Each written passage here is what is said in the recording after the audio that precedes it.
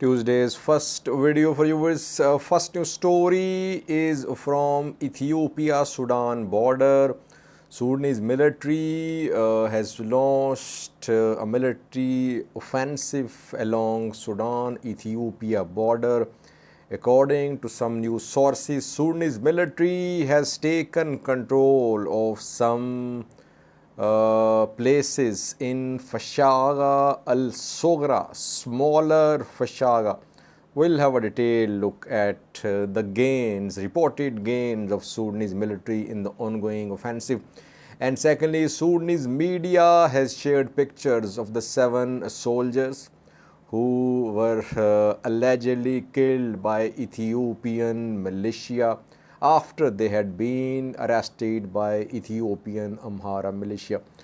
A second news story is about a journalist who was released last week. He remained in prison for more than a month. Then last week he was granted bail, but today, this morning, he was again arrested in Ethiopia. A third news story is about Eritrean prisoners of war. Last month, Tigray claimed that its forces had captured 4 Eritrean soldiers after fighting in Ethio on a Tigray-Eritrea border. I did several videos on that. Relatives of 2 prisoners appeared on some news outlets and they claimed that the 2 alleged POWs were not members of Eritrean army. BBC today shared a news story about the 2 POWs. Some relatives of the 2 POWs, they contacted BBC and they shared some documentary evidence about one of the 2 POWs that he is not a member of Eritrean Defense Force.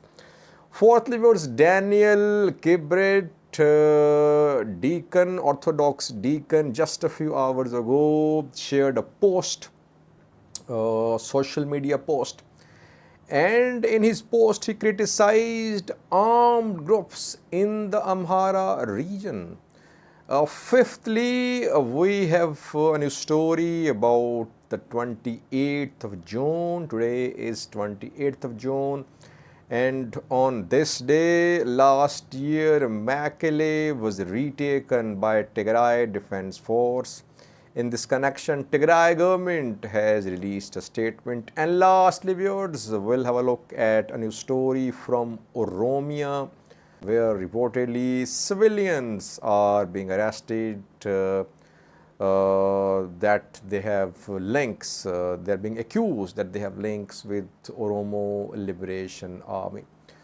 Let's start with the news story about Ethiopia-Sudan border tensions. 48 hours ago, Sudan accused Ethiopian military that Ethiopian military executed 7 Sudanese soldiers and 1 civilian, and their dead bodies were displayed in public. Sudan recalled its ambassador to Ethiopia. Sudanese Army Chief Abdul Fattah al-Burhan arrived in eastern Sudan. Sudan protested, and Ethiopian ambassador to Sudan, he was told to report at Foreign Ministry where Sudan protested. Sudan announced to lodge a formal complaint with UN Security Council. Sudan said it was violation of international law that arrested, detained soldiers were killed by Ethiopian military. Then Ethiopian Foreign Ministry released a statement. It said that the incident occurred within Ethiopian territory. Sudanese fighters and TPLF members, they entered Ethiopian territory where there was fighting, and in the fighting Sudanese soldiers were killed, and they were killed by a militia, Fano Amhara militia. So Ethiopia confirmed the killings, but it rejected the accusation that The soldiers were killed after they had been arrested. And after that, Sudan launched a military offensive on Al-Fashaga. Sudanese military has taken control of some new places in Al-Fashaga. Al-Fashaga Triangle, a fertile strip of land on Sudan-Ethiopia border, is the bone of contention between Ethiopia and Sudan. Very fertile, around 260 square kilometer is the area of this fertile piece of land, and it is on Ethiopia-Sudan Eritrea border. Al-Fashaga can be divided into two parts, Fashaga al-Kubra, Fashaga al-Sugra. Fashaga al-Kubra means greater Fashaga, Fashaga al-Sugra means smaller Fashaga. Fashaga al-Kubra is northern part of Fashaga, close to Eritrea-Sudan border. And Fashaga al-Sugra is southern part of this strip of land. Now we know that both Fashaga al-Kubra, Fashaga al-Sugra were under the control of Amhara farmers, Ethiopian farmers before the start of Tigray conflict.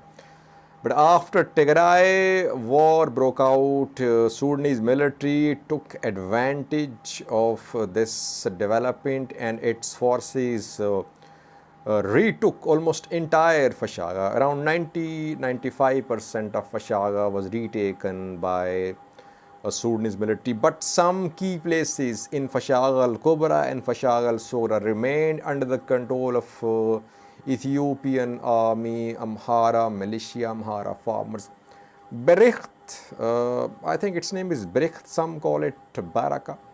Bericht is a major settlement of Ethiopian farmers, mostly Amhara farmers, in Fashaga al-Kubra, greater al-Fashaga. It's like a small town, and it has remained under the control of Ethiopian army. Then in Fashaga al-Sugra, Qala Loban is a main place. Qala Loban was also under the control of reportedly Ethiopian farmers, Ethiopian military. In this offensive launched hours ago by Sudanese military, reportedly Sudanese military has retaken Qala Loban. Qala Loban is in smaller Fashaga. You can see it on the screen, the map can be seen. It's difficult to find detailed maps of Ethiopia-Sudan border. So what we have confirmed is that Qala Loban has been retaken by Sudanese military, and Baraka Nureen is also under Sudanese control in Fashaga al-Sugra. So both gains are in Fashaga al-Sugra. What about Bericht, major settlement, perhaps the last stronghold of Ethiopian army, Ethiopian farmers in Fashaga al-Kubra? Some sources say that Sudanese military has retaken Bericht, but we have no confirmation. If Bericht is retaken by Sudanese military, it means that entire Fashaga is under Sudanese control. And from Bericht, there can be an offensive on Amhara as well. Bericht is close, it's not very far away from Ethiopia-Sudan border. But we have no confirmation about Bericht being retaken by Sudanese forces. In coming hours, we'll try to update you about Bericht as well. Bericht in Greater Fashaga. Sudanese media has shared the pictures of those soldiers who were killed by Ethiopian militia. Their names, their ranks have been shared as well. You can see the pictures on your screen. First soldier is Omar. Second one is Muaz, Muhammad Adam, Murtaza, Wakil, Bashir. Sudanese military and Sudanese media have shared their names, their ranks. These soldiers were captured allegedly by Amhara militia. Later, the soldiers were killed. So tensions are rising. Tensions are already, they have already escalated on Ethiopia-Sudan border. Only question is how long will this conflict go on? Can it spread? Can it spread into western part of Ethiopia, western Tigray, Humra Volkai Sagade? That remains to be seen. Second news story is about an Ethiopian journalist who came out of prison just last week, and once again he has been arrested. Ethio Forum is a YouTube channel with thousands of followers. Yayashew Shimelis is its editor and journalist, and last month he was arrested. He remained in prison. A court ordered his release, federal first instance court. Police did not release him. Later, he was granted bail last week. Last week, he came out of prison. But this morning, once again, plainclothes security officials detained Yayashew Shimelis from his house. Why was he rearrested? No one knows. Where is he? In which police station is he in prison? No one knows. But his lawyer has confirmed that this morning some security officials in civis detained Yayashew Shimelis. Ethio Forum has been closed since Yayashew Shimelis' arrest. And this channel was seen as very critical of Ethiopian government. Some called it pro-Tigray. The channel had thousands of followers, thousands of viewers. The channel is closed. Yayashew Shimelis is once again back in prison, it seems. Damascus Dasalin has not been released as well, because despite federal first instance courts granting him bail, he was not released, and police filed an appeal against his bail order, so he is in prison. Miaza was released, Solomon Shome was released, Maskram Abira is out of prison, but Damascus Dasalin, seasoned journalist, very critical of Ethiopian federal government, is still in prison, and Yayashew Shimelis is also back in prison. Thirdly, viewers, BBC today published an article, a news story about Eritrean prisoners of war who were shown by Tigray last month. Last month, Tigray claimed that Eritrean military launched an offensive on Tigray territory in Ethio, northern part of Tigray, and there heavy fighting erupted, and Tigray Defense Force inflicted heavy losses on Eritrean army, and 4 Eritrean soldiers were taken prisoner.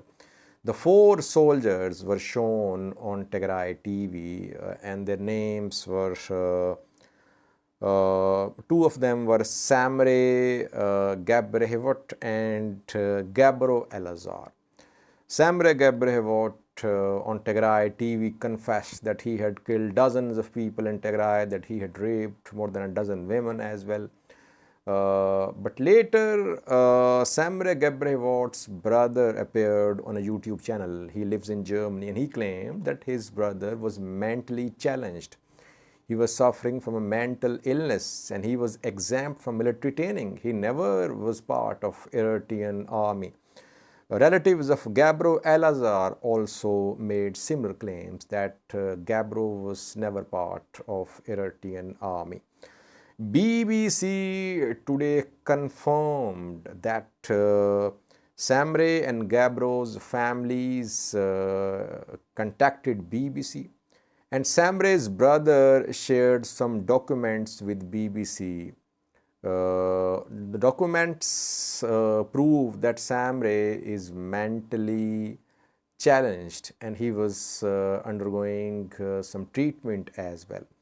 BBC has contacted Eritrean Psychiatric Association, which has confirmed and which has verified the documents.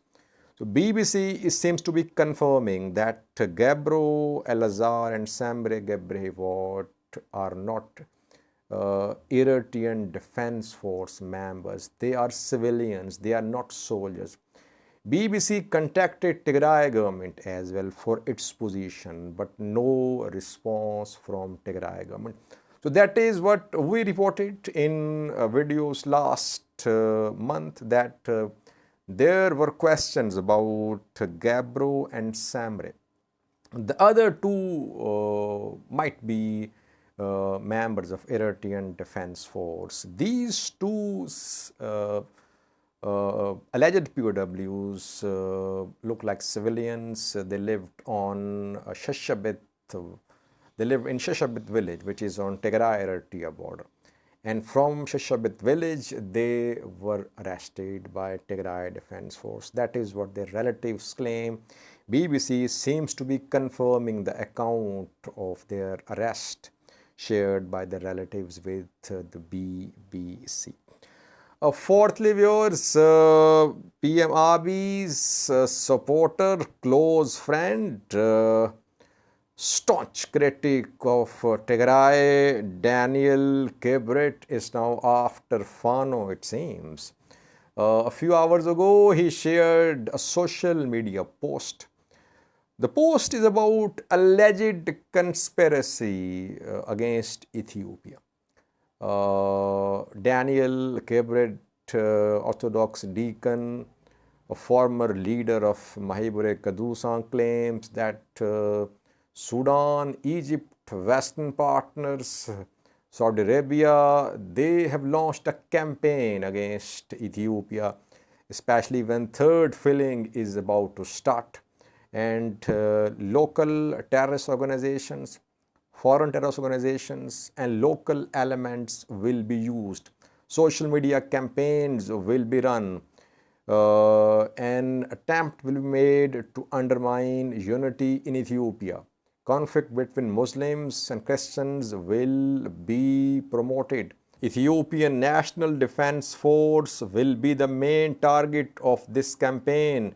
Attempt will be made to divide the people of Ethiopia, and he mentioned armed groups in the Amhara region as well. What did he say? He said, those who claim to be armed in Amhara region have been given jobs to disturb from inside. So he is saying that the armed groups in the Amhara region are agents which will create conflicts in Ethiopia. Who are the armed groups in Amhara region? Is he talking about Fano militia, other militias operating in the Amhara region? It seems. He was very critical of Tigray. He was supporter of PM Abiy, and now when PM Abiy has launched an operation against Fano commanders in the Amhara region, again he seems to be backing Ethiopian PM Abiy's position, and he is criticizing the armed groups in the Amhara region of Ethiopia. Fifthly, viewers, we have a new story from Tigray. Today is the 28th of June. On this day last year, Mekelle came back under TDF control. After 8 months of fighting, TDF managed to retake Mekelle. And in this connection, a statement was released by Tigray government a few hours ago. What is Tigray government saying? Tigray government says that retaking of Mekelle by Tigray forces was a historic event. And Tigray government congratulates all the people of Tigray and all diaspora members that they fought and they were united and they managed to retake Tigray's capital, and invading forces had to retreat from the capital city. But the government says that struggle is not over. Still, parts of Tigray are under occupation. Thirdly, Tigray government says that all the sections of society, journalists, artists, professionals, government officials, they must work for Tigray. Tigray needs the participation of all sections of society if Tigray wants to prosper.